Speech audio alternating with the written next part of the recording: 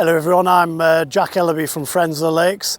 We've got an ambition here in Cumbria of creating and restoring 2,000 miles of hedgerows over the next 25 years.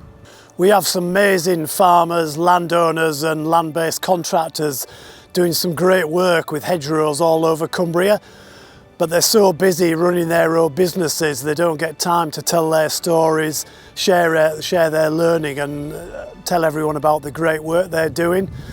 So this is one of a short series of videos we're doing so that we can celebrate and spread the best practice which is happening here in Cumbria. So we hope you enjoy this video and obviously pick up some tips, and importantly send it on to your neighbouring farmers, your peers and others who you think might be interested in sharing it. Hello, I'm Hector and I'm the farm manager here at Low Beckside for the Ernest Cook Trust in Mungrisedale.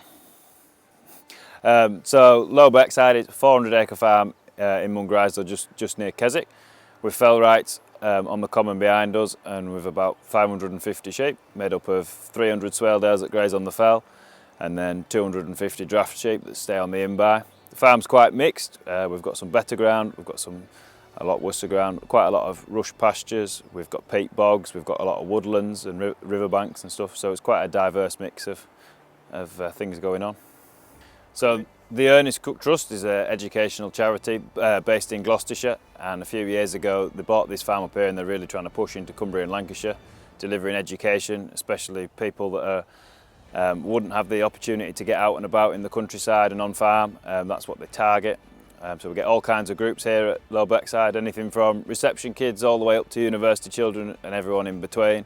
And then discussion groups, farmer network groups, volunteer groups, and then we run training courses with the Friends of the Lake District and whoever wants to use the farm basically.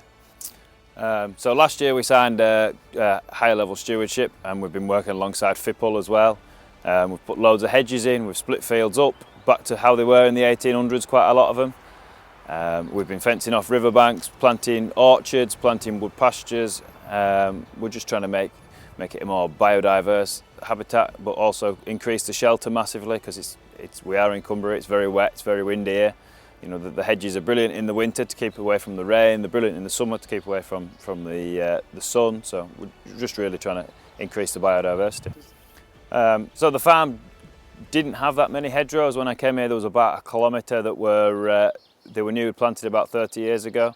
So we've laid all them with the help of some training courses from Friends of the Lake District, and then we've also planted around 9 kilometres of new hedgerows.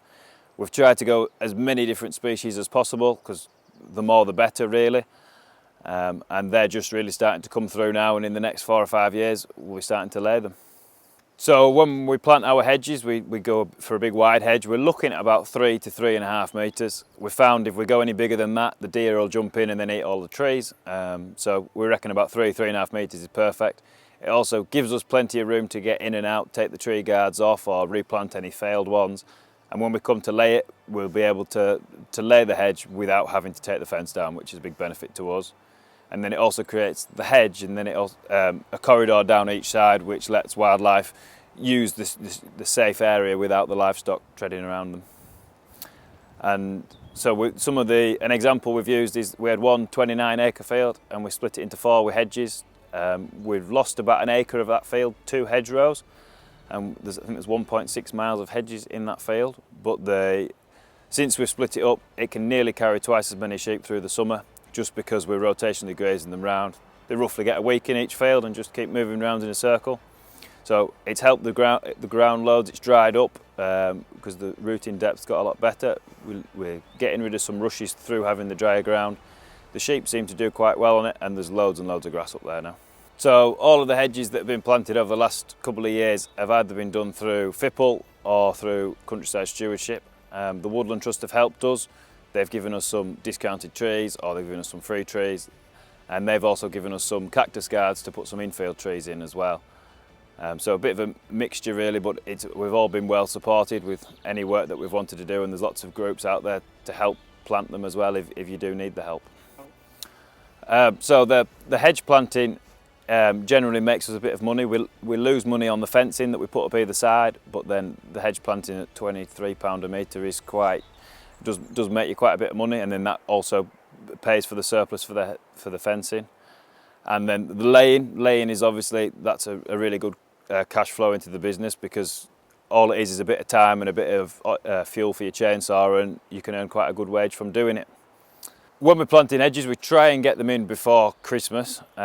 We found anything that goes in November and December is a lot more drought resistant the following year, because the last couple of years we have struggled with the drought in April and May, and anything we found that's been planted in, say, February and March just dies off, and we don't really want to be going planting them twice. So we found get them in as soon as you can before Christmas, and that makes a big difference to us.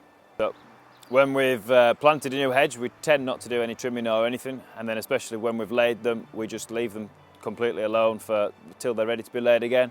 Might be 5 years, might be 15, depends on the hedge, the ground conditions, how high up it is and everything. We just generally think the less machinery driving around on the fields the better, and leave them to it.